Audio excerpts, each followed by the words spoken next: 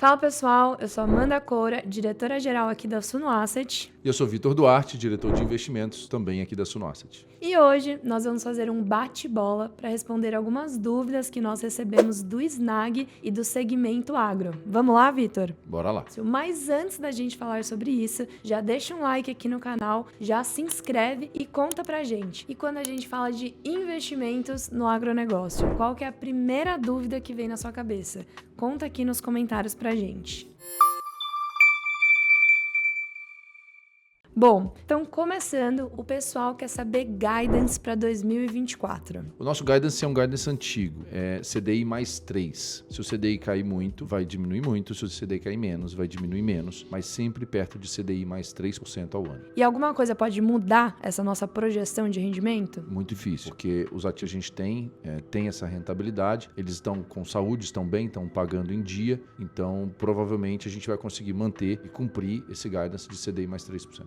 Sobre a composição da carteira do SNAG. O SNAG é um fiagro que investe só em dívida ou ele é híbrido? Ele é híbrido, tem majoritariamente papel, majoritariamente CRA, mas ele tem 10%, chegou a ter 17%, pode ter um pouquinho mais, de imóveis. Então ele é um fiagro híbrido. E a gente pode considerar que o principal propósito dele de investimento vai ser em dívida do agronegócio mesmo. Sim, majoritariamente é um fiagro de papel, majoritariamente, tendo essa, na caixa de ferramentas, por ser híbrido, a possibilidade de aproveitar bons investimentos também em imóveis. Outro assunto que movimentou também o mercado agro foi sobre a possível quebra de safra. Isso impacta o rendimento do SNAG? O rendimento do SNAG é dado por CDI mais 3, que é o nosso guidance, na média, então não impacta. Um impacto que eventualmente pode ter é que se uma quebra de safra muito grande, os devedores do CRA não tiverem capacidade de pagamento, isso pode aparecer inadimplência e impactar o dividend yield. Mas num primeiro momento, a mudança da quantidade de sacas colhidas impacta nada o SNAG. E nesse caso, a possibilidade de inadimplência no SNAG ela é bastante mitigada por diversificação, certo? Isso acaba ajudando eventuais riscos de mercado. Exato, apesar da gente ter um número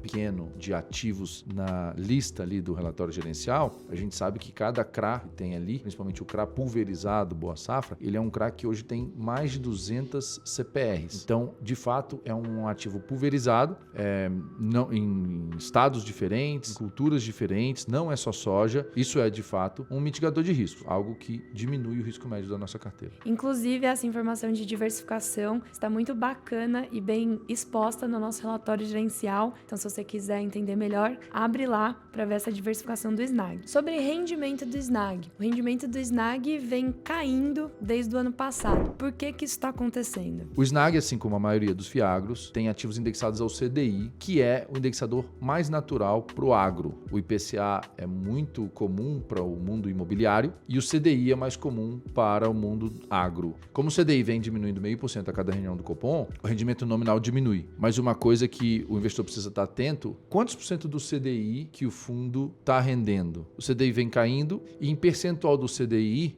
acaba aumentando. Como é que é isso? Como é que é essa dinâmica, Amanda? Essa é uma dinâmica que a gente vem, inclusive, abordando bastante nos nossos relatórios gerenciais. A gente traz um gráfico para o investidor não ficar preso só nesse número absoluto do rendimento que está sendo distribuído e comparar com o principal indexador do fundo, que é o CDI. Então, a gente vem trazendo que desde o finalzinho do ano passado, né, quando a Selic veio caindo, o rendimento proporcional ao CDI. No último mês, o SNAG rendeu 20% a mais do que o CDI. E se os juros continuar caindo, essa diferença vai só aumentando. Boa. Inclusive, com essa queda do CDI, o pessoal tem perguntado bastante se não vão aparecer na carteira do SNAG operações indexadas ao IPCA. Qual que é a expectativa para o fundo? A gente olha todos os indexadores.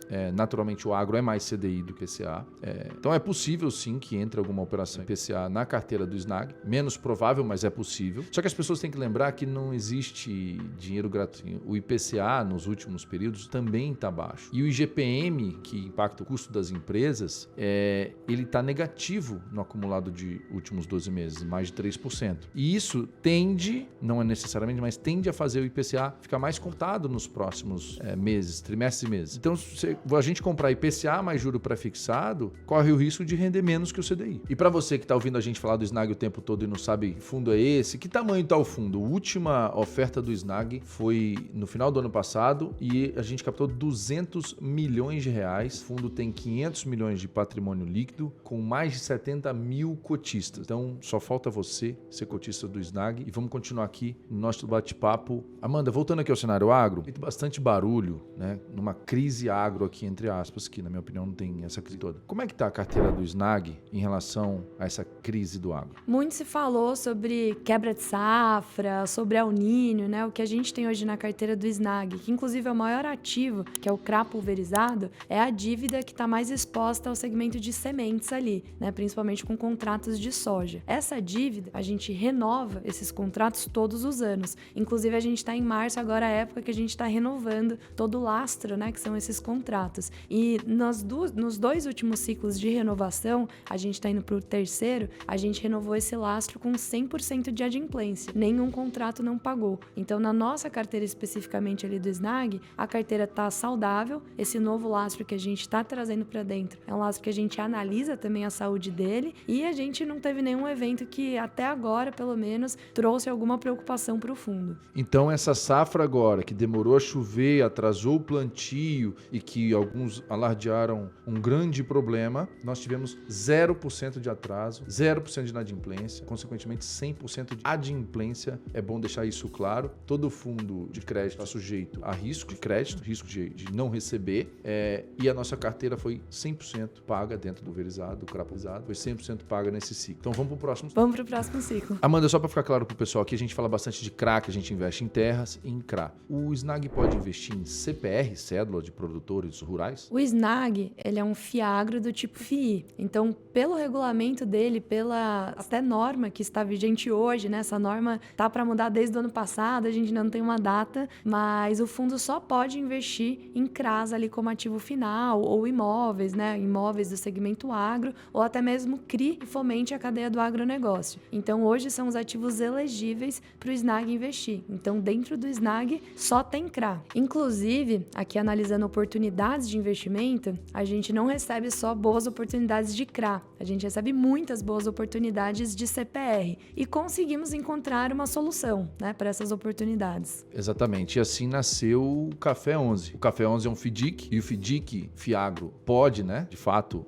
comprar CPRs, e a parceria que a gente fez com a Big Trade nos abriu portas no mercado do café para comprar bastante CPRs de café, e o Snag não vai ficar fora disso. O Snag, como investidor, ele pode comprar cotas do FDIC e o FDIC carrega CPRs. Então o Snag indiretamente investe em CPRs. Nesse formato do Café 11, a gente conseguiu um desenho inclusive, traz uma camada de subordinação que fica na mão da Big Trade, que protege o Snag em 20%, então o Snag não vai sofrer nenhuma inadimplência até 20%, e o investidor de varejo qualificado que entrar no Café 11 tem uma segunda camada de 20%, então tem 40% de subordinação, ou seja, só perde se a inadimplência for maior do que 40% o investidor de Café 11. E é isso, pessoal, passamos por todas as dúvidas que nós recebemos hoje de Snag e do segmento agro, e se você quiser conhecer mais sobre o Snag, tem um link aqui na descrição com todos os detalhes do nosso Fiagro. E se ainda restaram dúvidas, deixe elas aqui nos comentários que a gente vai buscar responder, ou nos comentários ou em próximos vídeos, em vários conteúdos aqui da Sunoasset. E para encerrar, você já sabe, né? Solta o like e se inscreve no nosso canal para você não perder nada dos conteúdos da Sunoasset.